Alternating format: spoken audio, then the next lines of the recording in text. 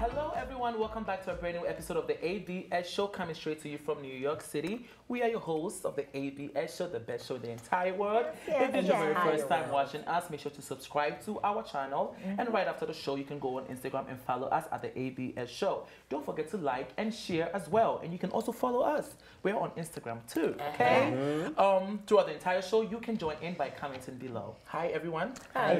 So we're going to start with Marks today. Oh, let's bring it. Okay. Tell me what the tea is. So a school in a genuinely remote part of Lagos has begun receiving waste plastic bottles as payment for tuition fee. You're kidding. Right? Welcome in development time. Is it? Yeah, I love it. So tell us more about it. Okay, so an agreement has been reached between parents of students of Mori International School at Ajegunle, Lagos, and the school management to pay their tuition fees with waste plastic bottles.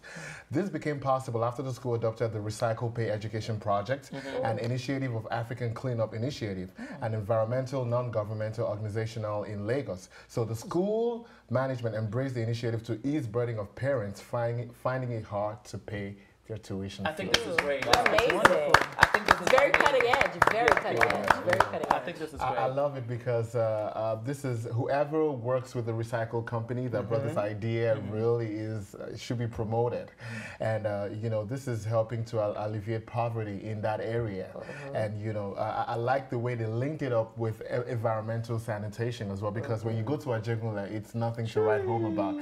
You know, I've been there, you know, for like a drive, something like what you do, and it was really like I couldn't wait to get out of there. So I like this, and it's a welcome development. Of course it is.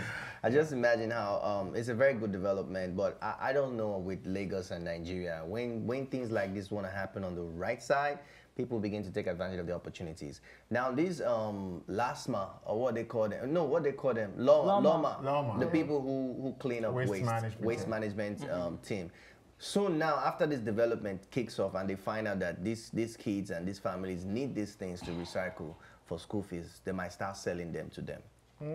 Well, I hope not. I hope because knowing fully well that these people want to go pick the waste bottles and everything for free, the Loma might begin to stop them from doing it naturally, and they have them go through them to get these waste bottles. Well, recently, the government, the Nigerian Lagos government, actually they introduced this thing called the extended producer's responsibility, where companies that use like plastic bottles and stuff, they're the ones that have to figure out where the end life of that product gets to. So you buy Coke, for instance, you drink the content. They are the ones that have to figure out what happens to the plastic bottle. So what they do now is that they outsource recycle companies like Recycle Points and Recycles to get those plastics, and then they take it to Lafarge, which is a cement company. Lafarge. And those ones will melt it and turn it into diesel, into fuel, so they don't have to buy diesel to run their plants. So you see that it's not like it's not like it doesn't have there's already a plan for it. Yeah, a plan that's in motion. Now, because of the cost of it, I find that it's a very, very wonderful idea. There's an analysis that was done by a man in a group that I'm in. It's called Achievers. It's an Achievers group. His name is Adewale Taiwo. He said that a ton of plastic bottles is 32,000 naira. Wow. A ton of pure water nylon is 20,000 naira. Wow. And a ton of metal, all these aluminum metals is about 200,000 naira. Yes. Even the cartons, they also have a price, 55,000 naira. Yes. So you mean those cartons people throw everywhere? So having an idea of how much these things actually cost, we now come to the realization that we've been sitting on money all this while. Right. You call an aboki, these people that do kole in Lagos that take trash, illegal, the informal way of taking out trash, will come to your house. You pay them 20 naira to take your trash for you. They will now take the trash to the illegal dump sites, sort out all the plastic, the bottles and everything. Take those ones and now go and dump at the recycle centers and get paid for it. So and the money they're getting is not even taxed. So this person that you consider as a poor man, imagine if he goes to 100 houses at 200 naira a pop, and then consider the amount he's going to make from the rubbish that he's gotten already. So it's a good idea that they have put this into motion where you can actually turn in plastic for your school tuition fees. fees. Yeah, I'm paying my battle back again. I think like it's that. great, and we all went to school and we know the importance of recycling. Absolutely. The issue is do we do it? I remember when I was in Ghana, I used to do koliba. I don't actually go and do koliba, but when I koliba? hear, I think it's the koli like you just okay. said. When the koliba people come in, you know, I give them the bottles, the empty bottles, and then they pay me. Right, and then they pay me, so they buy my trash, they buy my stuff. Now that I'm here, it's hard for me to recycle because I'm always on the go, and you know I throw it here, I throw it there, and it's actually a law sometimes when you live in a house, in certain neighborhoods, you have to recycle. So they have these blue bins and they have a green bin, so you have to. And you have the brown one for food. And you have the brown one for food. So I think this is great. They should utilize this, and it's going to create other jobs as well. People will start doing more koliba and going around looking for plastic bottles.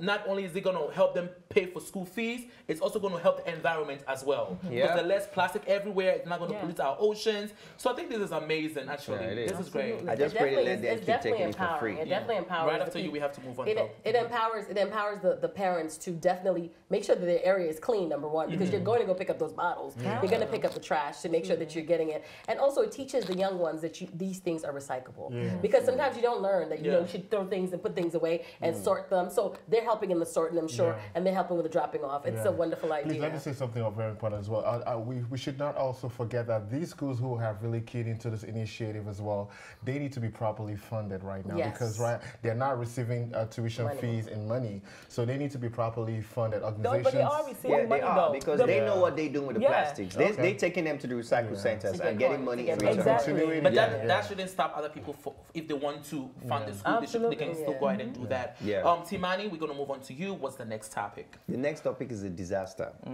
Last week, Monday, there was a fire outbreak at the Imo airport. Imo State's national, whether it's national and international, I don't even know, the airport. And, and people stampede towards a hill of safety. And the first thing the people could say was, Jesus, Jesus, Jesus, Jesus, Jesus. That's all they were saying. Instead of calling the fire department. And then they called the fire department took forever to get there. Of course not. As usual. So I don't really know what is happening in Nigeria with the fire department, the health and healthcare system. It's terrible. And there has been several accidents in that region of Imo State on the express. Recently, a friend of ours, his uncle was traveling. A friend of ours called Emeka, his uncle was traveling, and the uncle actually had an accident on his way. And the fire, what they call it, the emergency service care unit took hours to get there, and the man actually died. He didn't make it.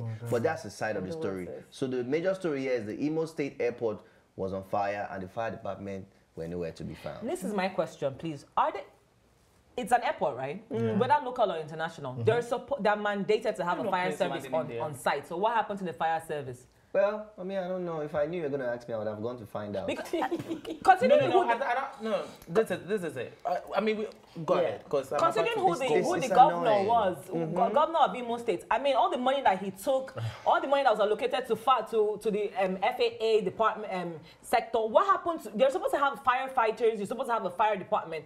Every airport is a mandatory requirement at an airport. So how is that you don't have one to the point where you have to call for support from outside, and that one took hours to get there, and I'm pretty sure they got there, there was no water. And when you have the fire department, this is not the one that you have it miles away. You have it right there at the airport. You know, all those are right there at the airport. So just in case of emergencies, they can respond. But with the list of news that we've always had, we've understood that in Africa, first responders seem to be not something that they're not putting money into. They're not investing in first responders, and first responders are what really are going to save people's lives. Exactly. What are going to save infrastructures to stand up. Why aren't we investing? What is going on with the federal allocated funds? That's the big question. Somebody is eating it. What is happening with the federal allocated funds to make sure that we are putting these systems in place to make sure that these things are not happening? Even the police. You call the police, oh, there's a robbery somewhere, whatever. Nobody shows up. Okay, so since we know all of this, since we know as Africans that we cannot depend on the first responders, we cannot rely on them. Now my question is, what started the fire? They said unknown source. No, I'm not accepting that unknown source. They can sit on that unknown source and rotate. I'm not accepting that. No, they can. I'm not accepting. No, seriously. Because they are careless. in our African country.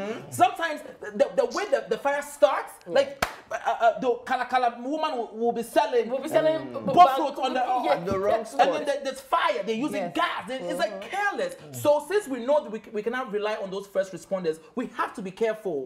We have to be careful about this thing. But it should not take away from the fact that it's an airport. I mean, you have a lot of people going in and out of this place. You have airlines. And mind you, airline fuel is combustible. So you definitely have to have safety measures in place. In the case like this where people were running, it happened in the arrival area where people were able to run. So what about something like Muritala Mohammed Airport? Imagine what the old one looked like. Imagine people trying to run out of that one. Where are you running? We all born here. Yeah, that's what it is. This is one of the reasons why I support privatization. If you cannot handle a lot of things as a government of a country, outsource it. Privatize all these entities, bring in expatriates, bring in different people. Why can't we handle it though? Why do we have to privatize? Because this is falling asleep on the job. Makes no sense that we are putting people into office that are supposed to make sure these basic things are taken care of. This literally could have been a big disaster. America's working because it all boils down to corruption because every allocation that has gone into sectors were the allocations of 1960.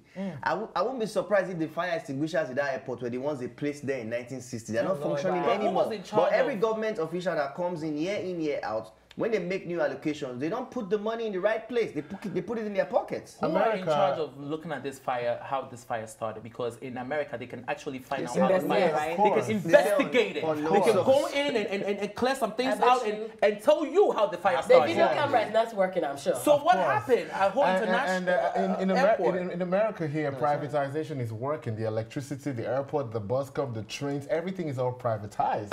Yeah, it's not going to work. You know why it's not going to work? Because if they have to outsource it, whatever company they outsource it to will require for them to get paid. And that money is the reason why they don't want to. That's the reason why we have all these flaws already. They don't want to pay. The money is already gone to someone's account. It's gone to some child, one of their unborn children's name up in the foreign account. Do you guys also know that sometimes these leaders also start their own fire to get insurance? I'm just letting you know. Because even in Ghana, I'm hearing allegedly that these market people be setting up, set the market on fire so they can get money back. It happens. So I'm just putting that out there as well. We're going to move on to the next topic, okay? So an activist, Olumide, that's his name, calls out actor Gideon Okeke.